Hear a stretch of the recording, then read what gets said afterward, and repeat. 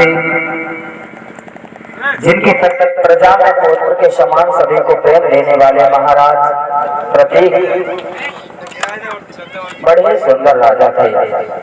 आइए कैसे राजा थे।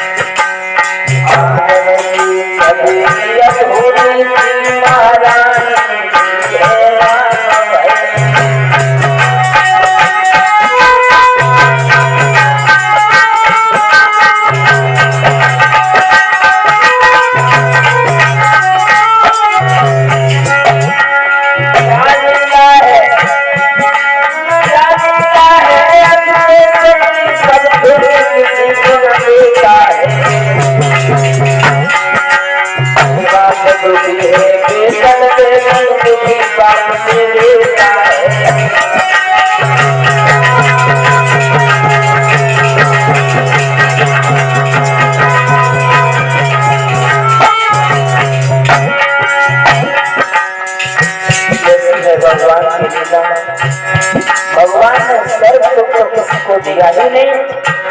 कोई किसी बात से परेशान है तो कोई किसी बात से, संसार में कोई न कोई हर किसी बात से परेशान है।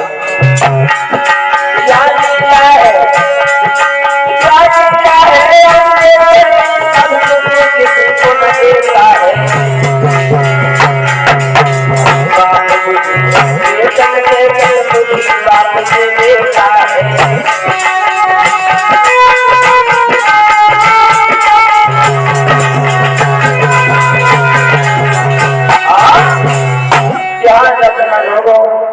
महाराज प्रतीक बड़े ही आदर्श राजा है, जिनके घर में कोई संतान नहीं थी और इनके घर में संतान न होने के कारण बड़े ही दुखित हो रहे हैं, बड़े ही परेशान रह रहे हैं।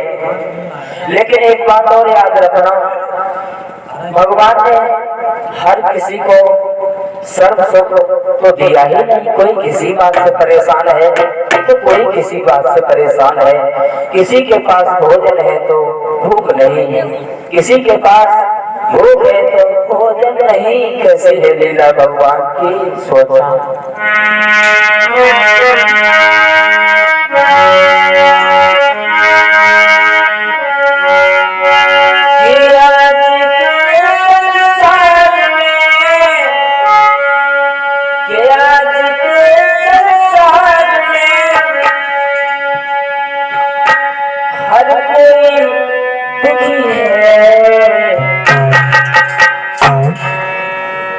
किसी न किसी बात से हर कोई दुखी है, किसी न किसी बात से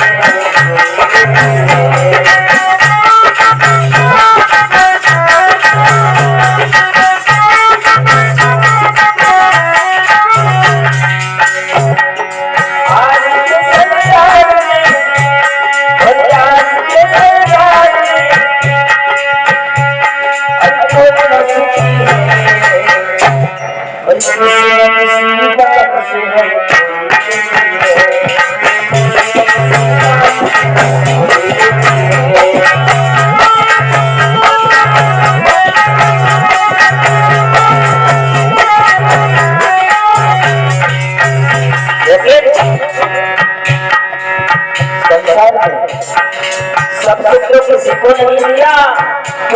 बात से परेशान है तो कोई किसी बात से, कोई किसी संतान से, कोई संतान को, कोई किसी संतान से, कोई संतान को, कोई किसी अपमान से, कोई संतान से।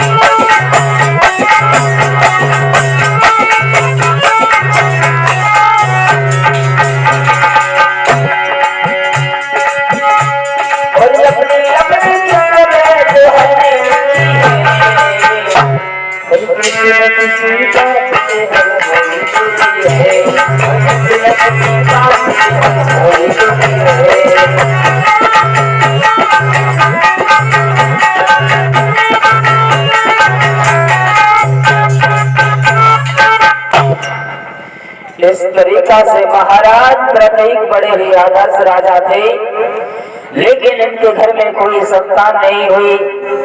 तो संतान नहीं होने के कारण ही बहुत दुखी होने लगे महाराज प्रतीक। कहाँ गए सौंद? उसी समय जब घर में राजा और रानी परेशान होने लगे, सोचने लगे, हे प्रभु कैसी है तेरी लीला, कैसी है, सब सुख दिया है तूने, लेकिन आखिर एक सुख क्यों नहीं दिया? मेरे जीवन में कोई संतान नहीं है क्या? आगे भी अभी तक तो कोई संतान नहीं हुई, क्या आगे मेरे जीवन में संतान आएगी कि नहीं? कैसी है लीला तेरी, क्यों नहीं मुझे एक संतान दी? और विचार करने लगे।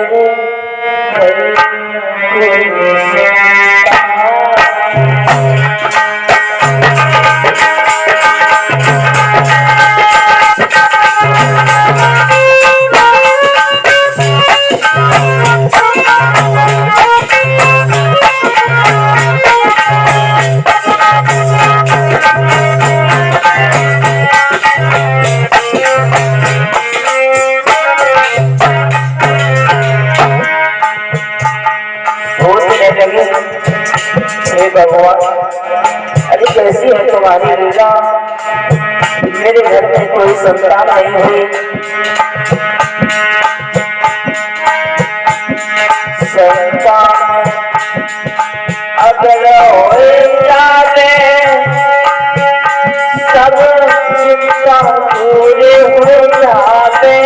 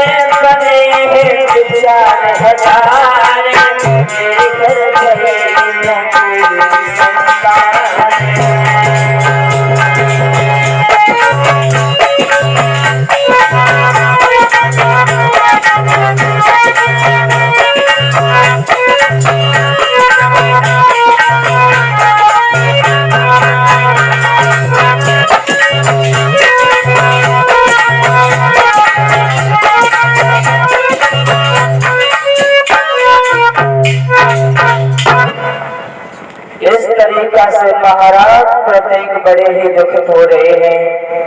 हे भगवान, कैसी है तेरी लीला, मेरे घर में कोई संतान नहीं है और बिना बेटा के सब सोना है। बिना बेटा के इस दुनिया में कुछ दिखाई नहीं देता। लेकिन भगवान, कैसी है तेरी लीला, मेरे घर में कोई संतान नहीं हुई। आज बड़े ही दुखित हो रहे हैं महाराज। और उसी समय जब सोचा है कि अब दुनिया में जब कोई दिखाई नहीं देता है इंसान के लिए, जिस दरवाजे की तरफ देखता है वो दरवाजा बंद नजर आता है। जिसका भी सहारा लेते हैं वो असहारा बन जाता है। तो अंत में जब कोई नजर नहीं आता है तो अंत में भगवान ही नजर आता है। आज महाराज प्रत्येक में दुखी होने के बाद सोचने लगे उस दुनिया में कोई सहारा नहीं है सिवा भगवान के।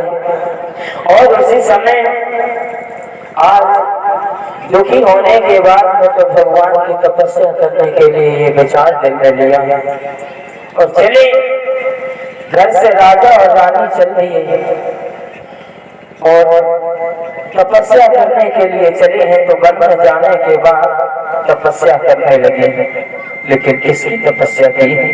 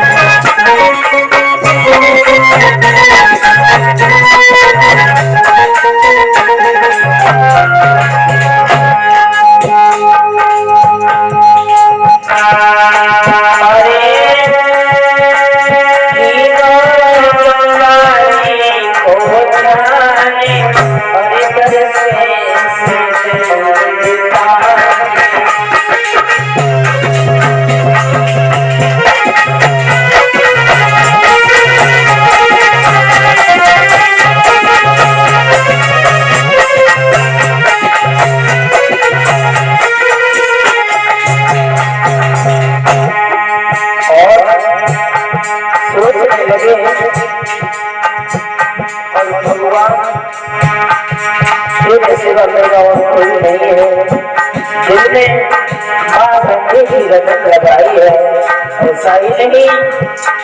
अरे दीदी चले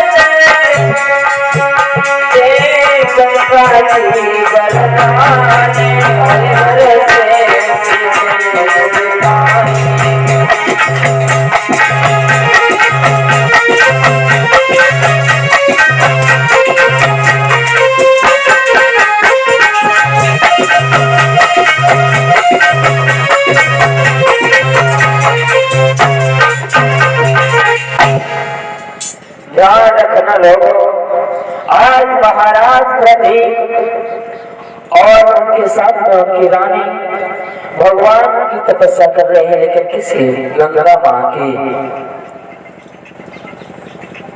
उसी समय क्या हुआ, मां गंगे की तपस्या करने लगे हैं। एक दिन नहीं, 2 दिन नहीं, भक्ति में खुश होने के बाद बरसें व्यतीत कर गई। एक दिन नहीं, बरसें बिता गई। लेकिन ध्यान रखना, भक्ति के अंदर वो तासीर हुआ करती है जो जीवन को एक खुशी में बदल देगा। ध्यान रखना लोगों, आज हुआ क्या, भक्ति से प्रसन्न होकर के मां गंगा प्रकट हुई है वहां, मां गंगा, और सामने आकर के जवाब दिया, अरे बैठे हो, आंखें खोलो, आंखें खोलो।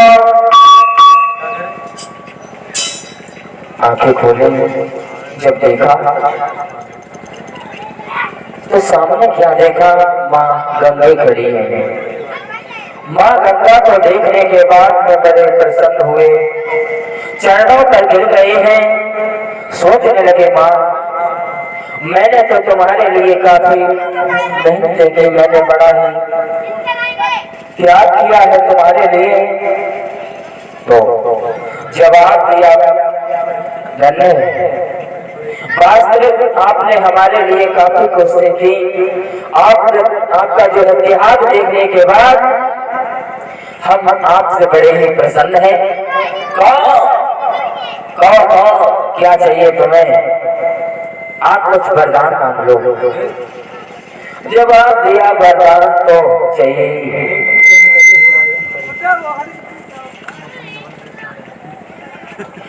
उसी समय बोले हैं, क्या मांगो? अरे मांगूंगा क्या, वही मांगूंगा जिसके कारण मैं यहाँ आया हूँ। उसी समय महाराज प्रतीक कहने लगे हैं गंगा माँ से, माँ मुझे अधिक कुछ नहीं, केवल थोड़ा सा वरदान दीजिए। बोले कहो, जो कुछ भी मांगना है निसंकोच कहो, क्या चाहिए तुम्हें, मैं देने के लिए उद्यत हूँ, कहो क्या चाहिए। उसी समय जवाब दिया, माँ हाथों को जोड़ करके, माँ बस केवल इतना चाहिए कि मेरे घर में कोई संतान नहीं है, किसी संतान ने जन्म नहीं लिया, और मेरे घर में एक संतान हो जाती है, बस जीवन की खुशियाँ मेरे जीवन में भरपूर आ जाती। जवाब दिया, जा वक्त ऐसा ही होगा, आपके घर में संतान का जन्म होगा, एक बेटा होगा। और उसके बाद में जवाब दिया, थोड़ा सा और। बोले क्या? जवाब दिया, बस जो मेरे घर में बेटा पैदा हो उसकी आप पत्नी बनना, आप मेरे घर में दुल्हन बन करके आना। जवाब दिया, कोई बात नहीं, ये भी इच्छा आपकी पूर्ण की जाएगी। बालों के लिए जिस समय देखा तो दिल में चिंता हो गई, सोचने लगी अब तो हम पूरे हो गए। और अब ध्यान रखो, वृद्धावस्था में जब कुछ काम नहीं आता है तो भगवान की तपस्या करना बहुत जरूरी होता है, क्योंकि ये बुढ़ापा हर किसी को आना है, हर किसी के ऊपर आना है। और बुढ़ापे के साथ साथ बेटा काल भी है, और ये काल से कोई नहीं बचा। पता है दुनिया में जो आया और वो गया, और जिसने जन्म लिया है वो जाएगा, जरूर जाएगा।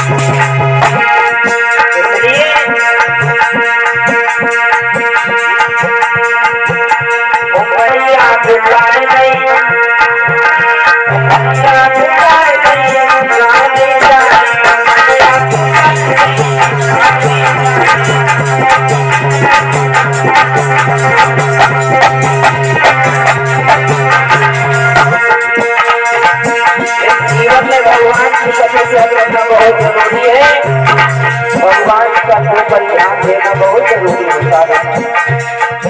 इसलिए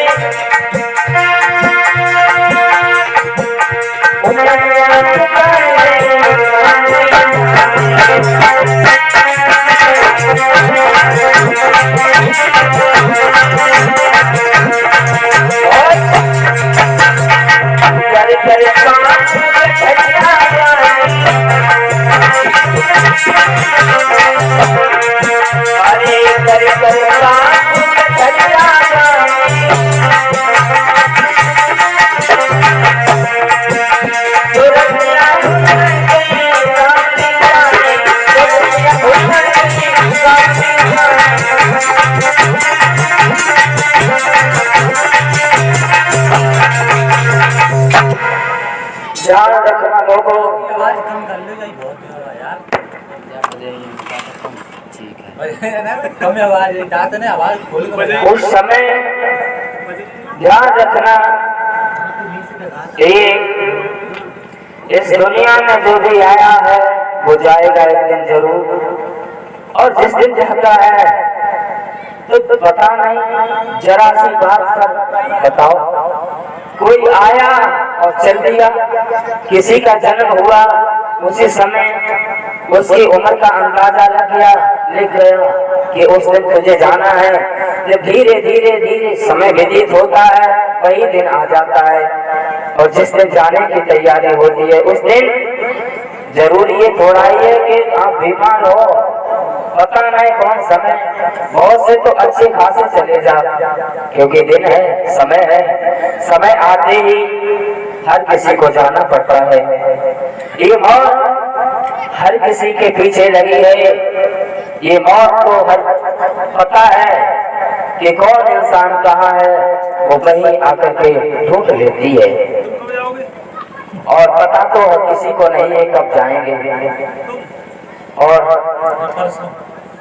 और हमारा भी मतलब कोई भरोसा नहीं है बच्चों। आप हमसे पूछ रहे हो, भरोसा तो किसी का नहीं है, क्या बताएं। जिंदगी में हजारों का मेला जुड़ा, हमारे साथ हो, लेकिन हम तुम्हारे साथ नहीं हैं, ये तुम्हें पता होना चाहिए। अरे हम जाएंगे तो पता नहीं तुम कहाँ होगे और हम कहाँ से चले जाएंगे। याद रखना, इस दुनिया में हजारों का और तेरा गुलाम, रब जो जमुना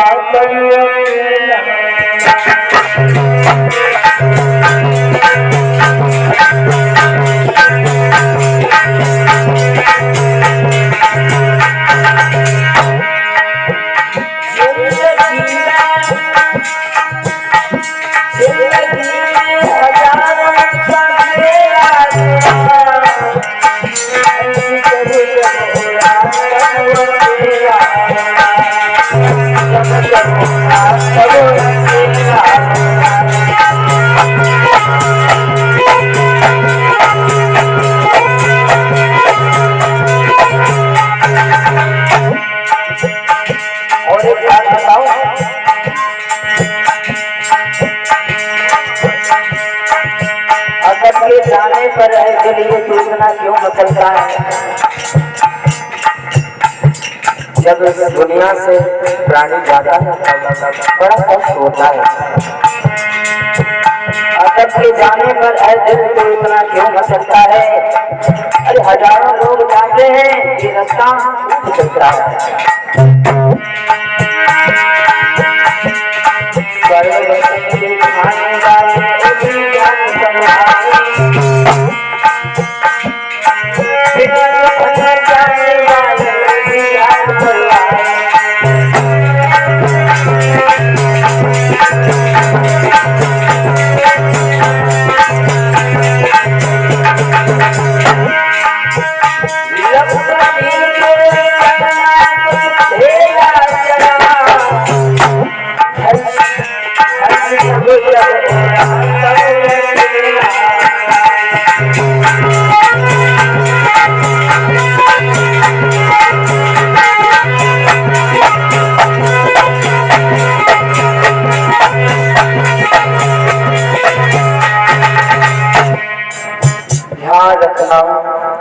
दुनिया में जो आया उसे जाना है। और एक बात और बता दूं, हमारे देश भारत में ऐसे ऐसे लोग हुए जिन्होंने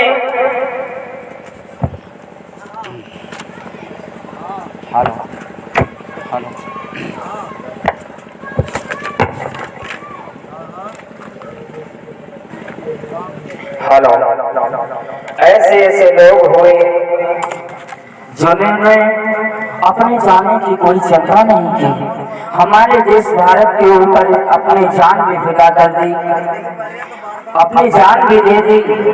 इसी तरीका से जैसे कि वीर भगत सिंह, एक बार वीर भगत सिंह ये अदालत के बीच में बुलाए गए,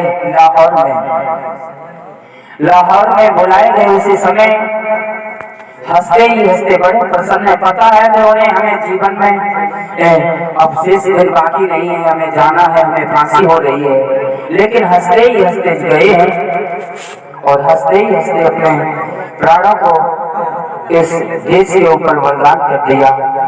बहुत रोका गया, बहुत मना किया कि इस अदालत के बीच में हंसना जो है बिल्कुल मना है। एक दिन का जिक्र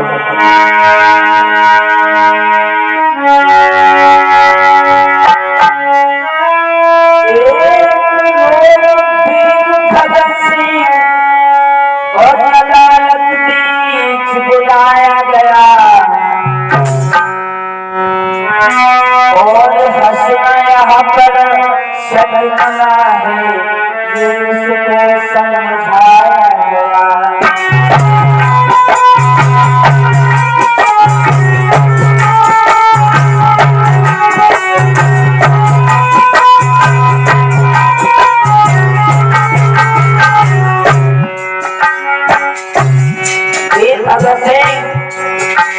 अपने जान की जाने की परवाह नहीं की,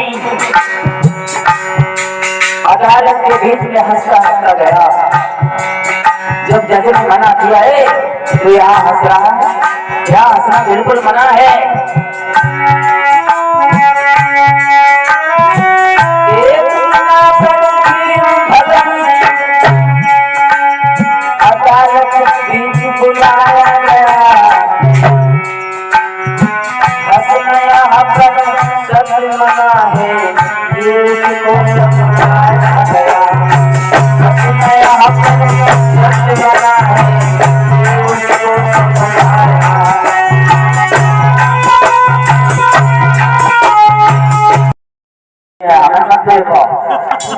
अरे हम तो सोचते ही क्या करें,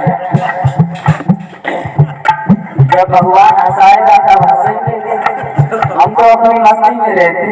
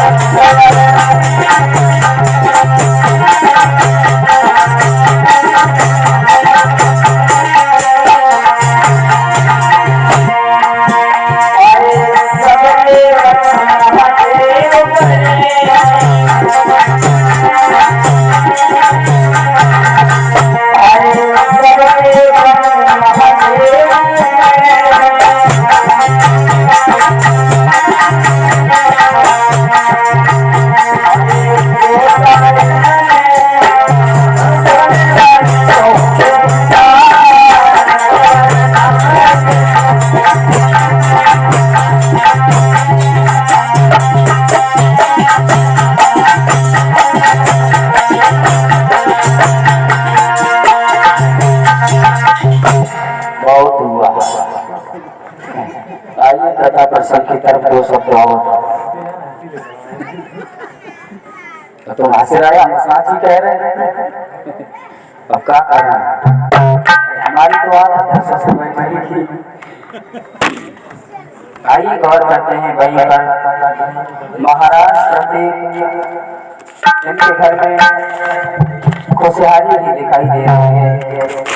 तो एक दिन का जिक्र जब अपने ऊपर बुढ़ापा देखा तो बेटा के लिए पास बुलाया और जवाब दिया, बेटा अब तो हम बूढ़े हो गए हैं और हमें तो भगवान की तपस्या करना चाहिए, भैया भजन में करना है। अब बूढ़े हो जाओ तो भगवान का भजन ही काम आता है और ये साथी सब धोखा दे जाते हैं। हाँ, और उसी समय पास में बुलाया है, जवाब दिया, आप आज से इस राज सिंहासन के लिए संभालिएगा। आज से यहाँ के राजा आप हैं और मैं तो जा रहा हूँ भगवान की तपस्या करने के लिए महाराज। और एक चलते चलते एक बात कहने लगी, मेरे राज तुम्हारी शादी नहीं हुई है, लेकिन जिस समय तुम जंगल में शिकार करने के लिए जाओगे उस समय क्या होगा? अरे सुंदर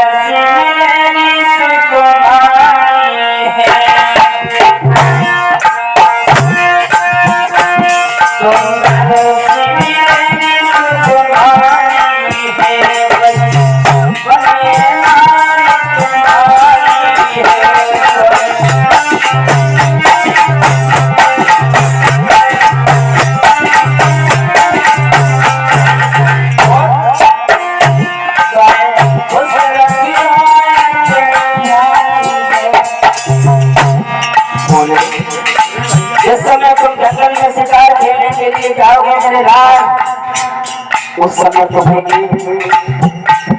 स्त्री प्राप्त होगी जिसके साथ तुम्हारी शादी होगी। लेकिन जंगल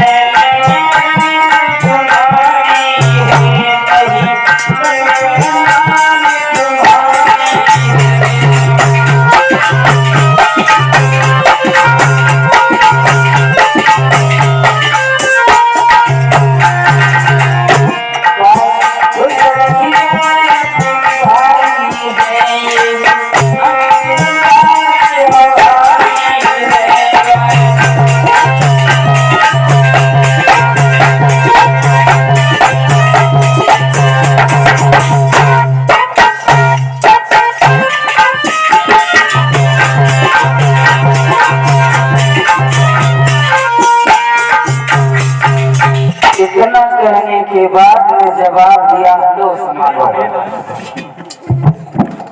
अब आज से आप हमारे राज सिंहासन के जो है देखभाल करने वाले हैं।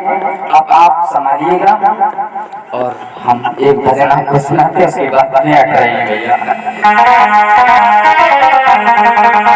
आइए भजन बोलते हैं सभी लोग।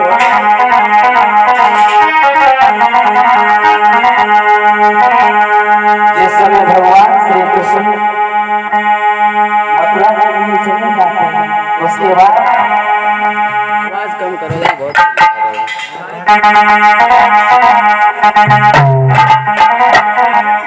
जिस समय भगवान श्री कृष्ण मथुरा के लिए चले गए, उसके बाद राधा आ गई जाते ही समय और कहने लगी तुम मुझे छोड़ करके जा रही हो, लेकिन जाओ। उसी समय बोली समझा करके श्याम से श्याम जाना है तो चले जाओ, लेकिन अब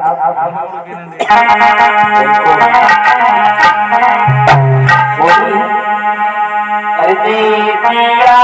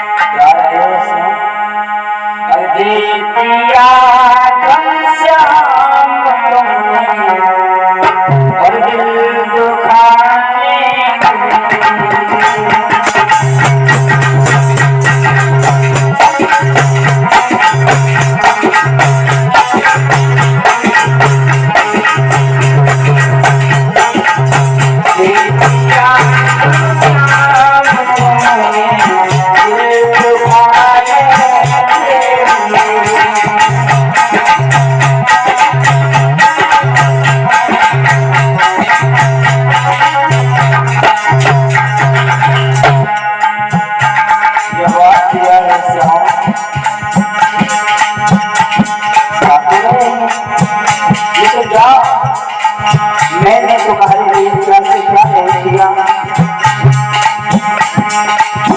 याद करो मुझे जब तुम बंसी को बजाते थे, तुम लोग लज्जा को छोड़ करके पीछे पीछे कौन जाती थी। याद करो उस बात के लिए।